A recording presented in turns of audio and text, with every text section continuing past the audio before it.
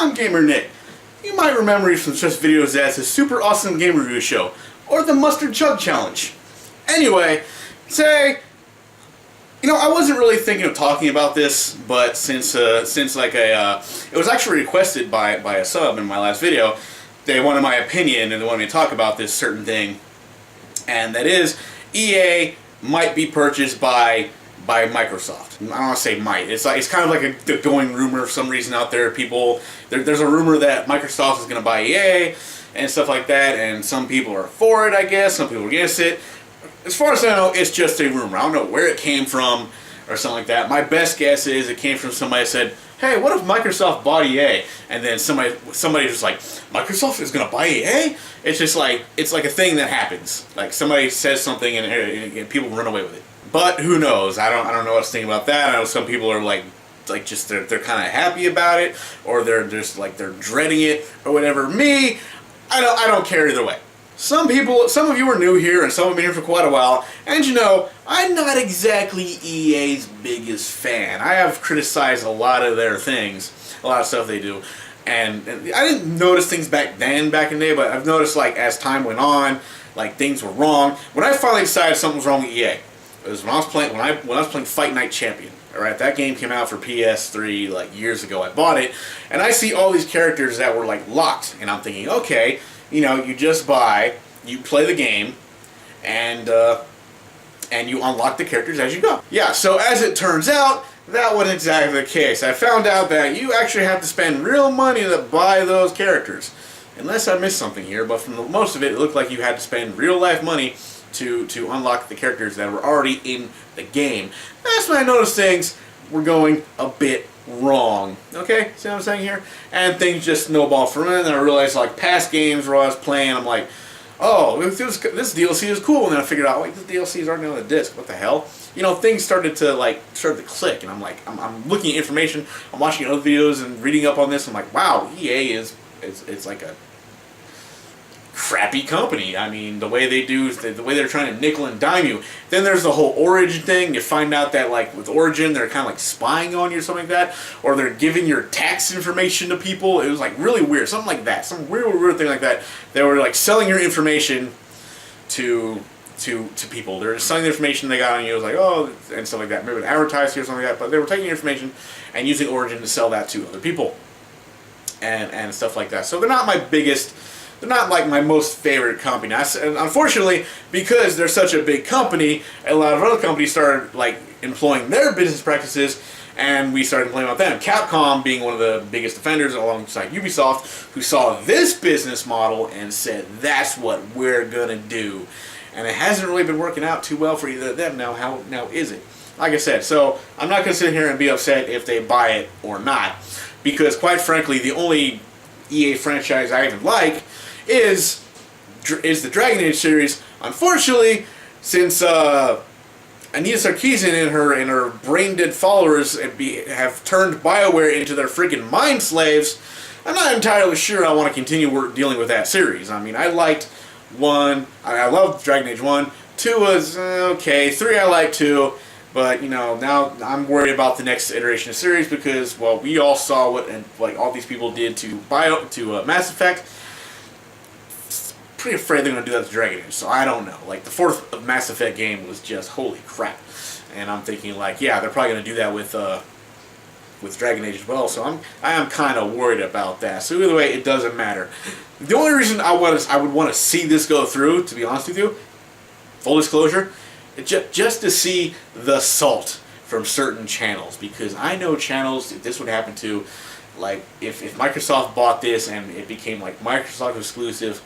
Ooh, I know there's some channels out there, especially PC channels, who would just cry. And that's the only reason I want to see this happen. Just to see that. Just to see how upset and salty these people get. And I'm pretty sure, even though, it's not like you're going to have to buy an Xbox for these games or anything like that. Like Xbox you can also use on your PC. So you probably have to get the Xbox Live to get it, and that might be where people get upset because they can't get the games on Steam or whatever like that. It's exclusive to a certain degree, and like I said, if they did that, I really wouldn't care, but I think it'd be funny as hell. circumstances, but I really don't think this would fix the whole EA problem. I really think that, you know, all the stuff they're doing that are making people mad, the microtransactions, the day one DLC, the pre-order bonuses and stuff like that. Oh, pre-order here to get this, or pre-order here to get that. You know, you pre-order in one spot and you get one thing, but the rest of the stuff is hidden behind a paywall. Unless you order it here, but then that you get that, but the other thing is hidden behind a paywall. That's the biggest problem I have with like this day one DLC crap to begin with, is a lot of stuff is hidden behind a paywall. The rest of the stuff is you get one thing free, and the rest is hidden behind a paywall, depending on where you buy it. Like I said, that wouldn't change. Matter of fact, Microsoft probably counting on that and hoping that, hey, they gotta come to us to buy those games now, and we're gonna be able to do all that, and there's nothing they can do about it. That's probably something that they would do. So a lot of people think, oh, this might be good because maybe they'll fix EA, and I'm thinking only two things are gonna happen here. Either nothing is gonna change, and EA is going to do what EA does, just under the Xbox logo, or they're going to do what they did to Rare, and they're going to bury EA, and there's a lot of stuff you're not going to see from them ever again.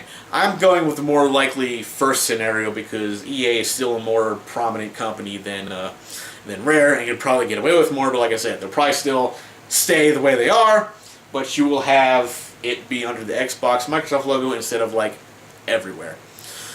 And one last thing, this is actually the video topic I want to talk about today, but I'm just going to throw it into this video, is UFC3. Guess what it has? Loot boxes. Yes, that's right. Loot boxes are going to be in UFC3. The upcoming UFC3 game that's coming out at the end of this week is going to have loot boxes. Because that turned out really great the last time, didn't it, EA? I just, like, really?